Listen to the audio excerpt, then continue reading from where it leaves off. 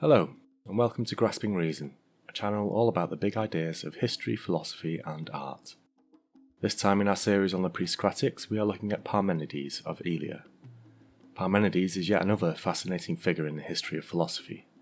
He was active in the early to mid 5th century BCE, and as the titular subject of one of Plato's Socratic dialogues, he is said to have visited Athens in 450 BCE, when the dialogue is said to have taken place.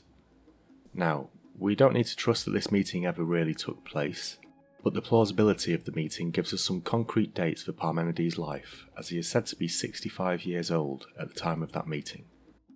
He is associated with the city of Elea, a relatively new colony at this time on the southwestern coast of the Italian peninsula, which came to be known as Velia in the Roman era. It was a place that came to be associated with a particular branch of Pre-Socratic philosophy, imaginatively named the Eleatics. Some sources name the poet Xenophanes as the founder of the school, but evidence for that attribution is dubious at best. Parmenides is, on the other hand, more correctly given that attribution, and can confidently be referred to as the founder of the school, given the novelty of his philosophy and the direct influence on his successor in the school, Zeno. While Elea was certainly a target for late 6th century Greek migrants, specifically from Ionia, Parmenides isn't associated with other places, so he may well have spent his entire life living in that city. Parmenides is known to have written a single work, a long poem, which was almost certainly not called On Nature, despite what you might hear. That is a title ascribed to way too many ancient works to be genuine. The Stanford Encyclopedia of Philosophy tells us, the poem originally extended to perhaps 800 verses, roughly 160 of which have survived as fragments. That, for a pre-Socratic philosopher, is a lot, certainly when compared to the philosophers that preceded Parmenides. Of the roughly 20% of the poem that survives, we don't have an even spread, which sometimes may seem a good and at other times a bad thing. Good because it affords us a good understanding of one extremely important part of the poem. Bad because we have only a patchy understanding of other parts of the poem that may be considered to be just as important as the section that is almost complete. I'll attempt to break down what we know of the poem now. Just before I do, I should mention that my main source for the poem itself is Early Greek Philosophy by John Burnet. It appears that Burnet gives a slightly different ordering of the 19 extant fragments than some other sources, but for my purposes, that isn't an issue. If it is an issue for you, the source will be linked in the bibliography below this video, and you will have little problem ordering them in a different way by that reference. Firstly, the proem, or introduction, to the poem, describes the journey that our author undertakes. On this journey, Parmenides is carried to the abode of the goddess Night, who acts as a bestower of some wisdom to the author. The SEP section on the proem can give a reader some interesting insight into the religious context for this part of the poem. For our purposes, simply knowing that Parmenides is placing himself within this religious context is enough, and of more interest is the content of the goddess's speech.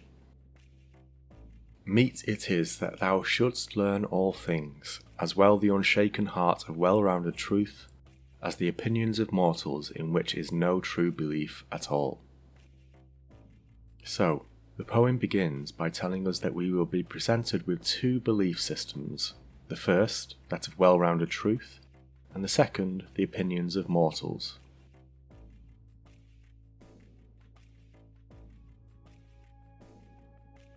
The first belief system is the one for which we believe we have the majority of its tenets in the extant fragments. That is good, considering we have just been told by a goddess that it is the truth. Nevertheless, some of that content is dedicated to affirming that this is the correct way to truth, of the two ways presented. The first, namely, that it is, and that it is impossible for it not to be, is the way of belief, for truth is its companion. The other, namely, that it is not, and that it must needs not be, that, I tell thee, is a path that none can learn of at all. For thou canst not know what is not, that is impossible, nor utter it, for it is the same thing that can be thought and that can be. Here then we can define the two ways. The first is an affirmation of existence. It is. It has a positive trait of existence, and moreover it is impossible for it not to exist. Further, the final sentence in the quote suggests that the ability to think of a thing is confirmation of that thing's existence, for we could not think of a thing that does not exist. Conversely, the second path is reduced here to mean simply that it does not exist, and that it is necessary for it not to exist. We may now have the question, what is it? And the only answer is that it is what is. It is existence. So, existence is the subject of the goddess's pronouncements here, and also the trait which is either being applied to it or not. That can lead us to the more simple definitions of the two ways as, first, existence exists, and second, existence does not exist.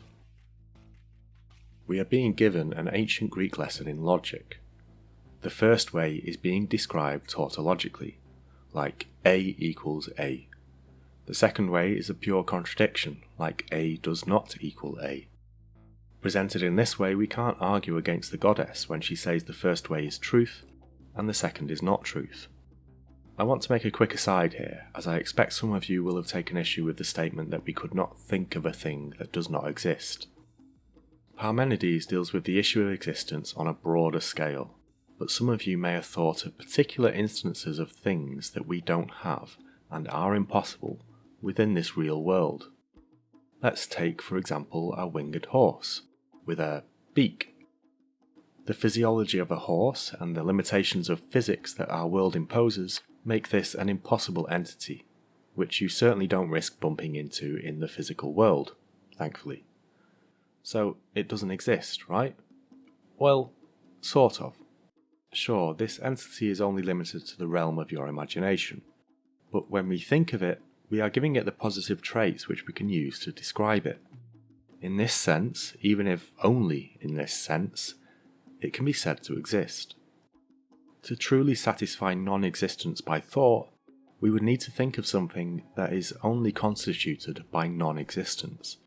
That is, we would need to think purely of nothing, something impossible to describe because there are no traits to be applied to it.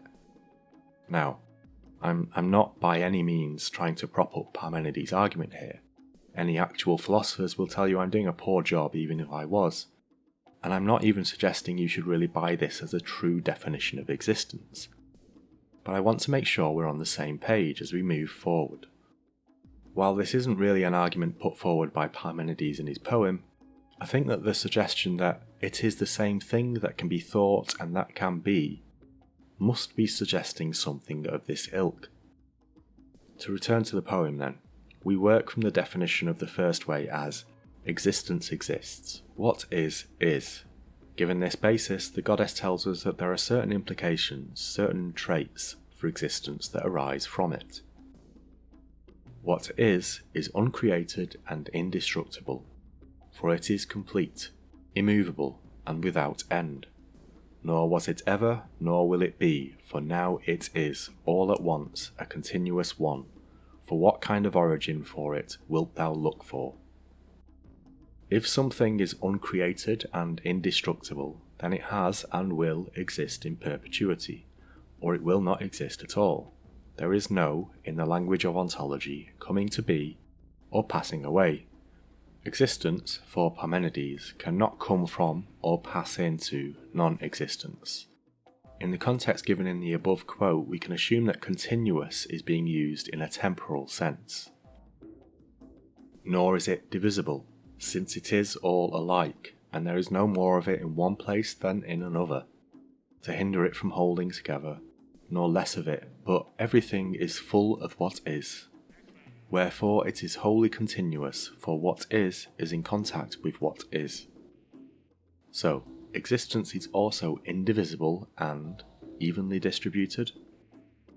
The proof of existence being indivisible appears to be that there is no more nor less of it in any part of it. It is not clear here if Parmenides is saying that there is an equal amount of existence in all places, or if existence as a whole is in all places at once. The latter seems more likely to me, as that would help support the assertion of indivisibility more, at least in my mind. If we attempt to isolate a part of a whole, and that part contains only an equal amount of the whole to every other part, then we have successfully divided the whole, by taking a part that represents something distinct from the rest of the whole. If that part is actually an instance of the whole, containing the whole, then there is no distinction to be made.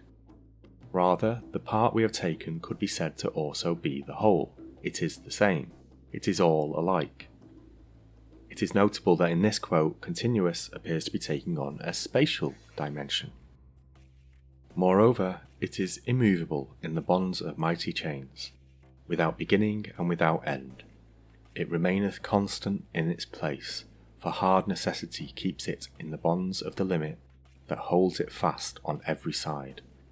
Wherefore it is not permitted to what is to be infinite, for it is in need of nothing, while if it were infinite, it would stand in need of everything. And so it is also immovable, whether in spatial or temporal terms, or perhaps more correctly, both. Without beginning and without end acts as the proof here, as the change to a new spatial or temporal location would necessitate a coming to be in that location, a passing away in the old location. If we have accepted the definition of existence that was stated earlier, then this is simply seen as a consequence of that definition. What was that definition? Oh yeah, I said, if something is uncreated and indestructible, then it has and will exist in perpetuity, or it will not exist at all. Well, okay, so why are we now being told that existence is finite?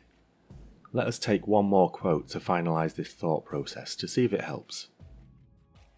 Since then it has a furthest limit, it is complete on every side, like the mass of a rounded sphere, equally poised from the centre in every direction, for it cannot be greater or smaller in one place than in another, for there is no nothing that could keep it from reaching out equally, nor can aught that is be more here and less there than what is, since it is all inviolable. For the point from which it is equal in every direction tends equally to the limits. Did it help? No, of course it didn't. Instead, it seems to have provided us with some spatial dimensions to existence. Or maybe we are being given visual aids to help us understand something that isn't spatial. Existence is described as like a sphere, not necessarily as a sphere, and perhaps we should take this only as an illustration of the even distribution of existence, and how that may look when considered finite. Or, of course, we could take this part of the poem to be saying that existence is spatial, and it is a sphere. Regardless of how we interpret this, there is something that by now should be evident to all. This way of truth seems to contain some glaring contradictions. Firstly, we are repeatedly told that it is continuous, without beginning or end, and yet we are later told that it can only be finite. These propositions don't seem to match to me, although I may just have a flawed understanding of what infinite means. The definition of infinite as provided by Parmenides, that the infinite stands in need of everything, certainly doesn't meet my own definition. I would consider the infinite as already containing everything. Need does not come into it. Yet another, and clearer I think, contradiction is that existence is supposed to be the same in all places, all alike, and yet in the final description of a sphere, it is stated that there is a position in existence that could be the centre. Surely, if existence is the same in all places, then any attribute at one point is also an attribute at all other points. There can be no centre within existence from the previous definition. I'm surely showing that I don't really know what I'm talking about here, so I'll move on for now. We'll move on to the second way of understanding.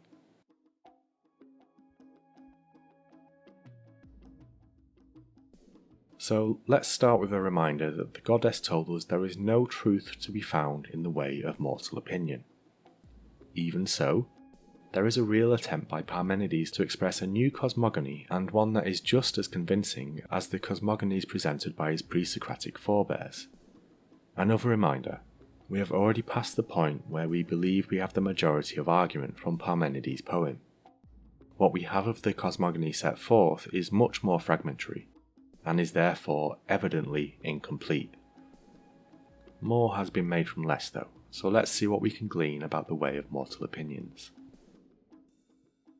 Mortals have made up their minds to name two forms, one of which they should not name, and that is where they go astray from the truth. To the one they allot the fire of heaven, gentle, very light, in every direction the same as itself, but not the same as the other. The other is just the opposite to it, dark night, a compact and heavy body. So we begin by being told that there are two forms, the light and the night. This type of proposition is reminiscent of the pre-Socratic philosophers that had come before Parmenides, as well as the Greek religious dogma of his era. A reduction of the world to basic elemental forces that are then attributed with the various phenomenal aspects of the world. Light is associated with a lightness, as in light of weight, whereas dark is heavy and compact. These two forces are being set up as opposites, through the interplay of which is generated the phenomenal world. The narrower rings are filled with unmixed fire, and those next to them with night, and in the midst of these rushes their portion of fire. In the midst of these circles is the divinity that directs the course of all things. For she is the beginner of all painful birth and all begetting, driving the female to the embrace of the male, and the male to that of the female. The rings mentioned here seem to be a reference to the thought of the earlier pre-Socratic Anaximander, who we believe, via the testimony of other authors, held the cosmological view of the heavenly bodies being actually something like holes on fiery rings that circled the earth, through which the fire bursts to give us the small points of light. This, if nothing else, shows us that the source of the cosmogony and cosmology that Parmenides is putting forward is the actual beliefs of the great thinkers of his time.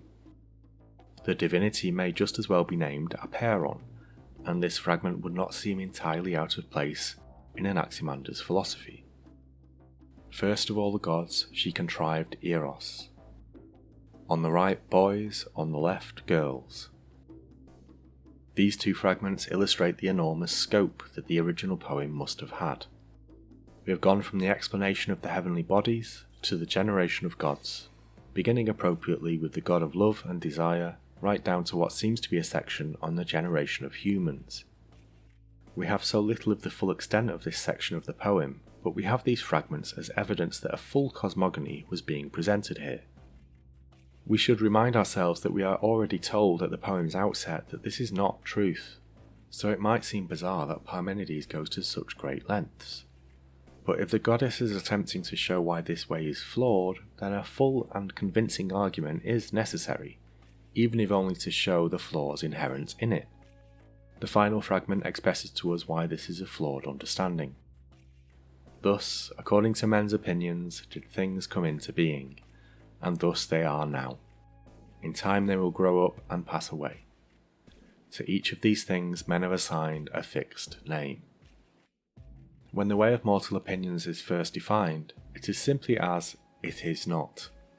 I sought to clarify that by equating it with the contradictory proposition that existence does not exist.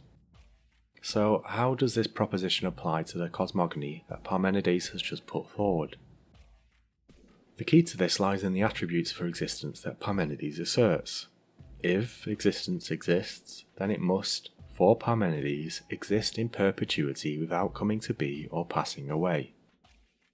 To say otherwise is to suggest that non-existence, nothing, is some kind of generative force for existence. In this last fragment, however, we can see that coming to be and passing away are being firmly associated with this second way of understanding. We were told earlier that existence must be the same in all places, all alike, and indivisible, so it contains all and excludes only nothing. The final fragment tells us that the second way of understanding, leads men to distinguish the things that come to be, to isolate them, and to give them a fixed name. And so, despite mortal opinion appearing to talk positively of the existence of all of the things, the separation of existence into these explicable items denies existence itself, and, for Parmenides, speaks only of nothing.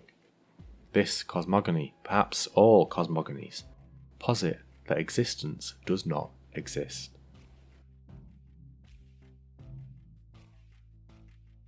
The majority of the article on Parmenides in the Stanford Encyclopedia of Philosophy deals with how the poem has been interpreted over the years. The full extent of this analysis would warrant a video of its own, and that video would be even longer than this one, which is already longer than I had hoped for. So, rather than doing that, I just want to hit on a few points that may determine your understanding of Parmenides' theories. The definition of existence seems to allow that there is only one existence. It is indivisible and all alike, so that any concept of a thing outside of that existence is speaking of nothing. It should be no surprise then that some view Parmenides as being a pure monist, as saying that only one thing truly exists, and that thing is existence as a whole. But this can lead to the question, and the differing interpretations that come from how we answer the question, is Parmenides denying the existence of the world as we experience it? There is certainly one reading of Parmenides that suggests this. If we can only say that the whole exists, then the isolated parts of the whole that we perceive, that we ourselves are, must be considered illusory. Perhaps, however, he is not denying the existence of the perceived world, but only suggesting that it cannot be a source of understanding. It is an inherently untruthful source of understanding because it denies or simply ignores what is the truth, that the very essence of existence is all alike in all instances, and this is by necessary conclusion from a definition of existence. Maybe Parmenides is denying us nothing, but simply pointing out that an exploration of knowledge by reason is incompatible with an exploration of knowledge by sensory perception. And finally, what if we can interpret Parmenides' poem as providing us with not two, but three ways of understanding? The first two are stated with the propositions what is, and what is not, and are a focused, unwandering approach to understanding that will ultimately lead to the same conclusion, although by different steps. By strict adherence to the first proposition, you are led to see its logical coherence. By strict adherence to the second proposition, you are led to see its logical incoherence. One is truth and one is untruth. The third way, then, is what is set out in the way of mortal opinions, and is characterized by a wandering form of inquiry that perceives the world around us without linear adherence to a principle, and therefore cannot get to the logically coherent proposition of truth. The things we perceive are of a mode of being that, while still being a part of the whole of existence, are understood in separation and without obvious relation to fixed principles, so that, as is stated in the SEP, since their being is merely contingent, Parmenides thinks there can be no stable apprehension of them, no thoughts about them that remain steadfast and do not wander, and thus no true or reliable conviction.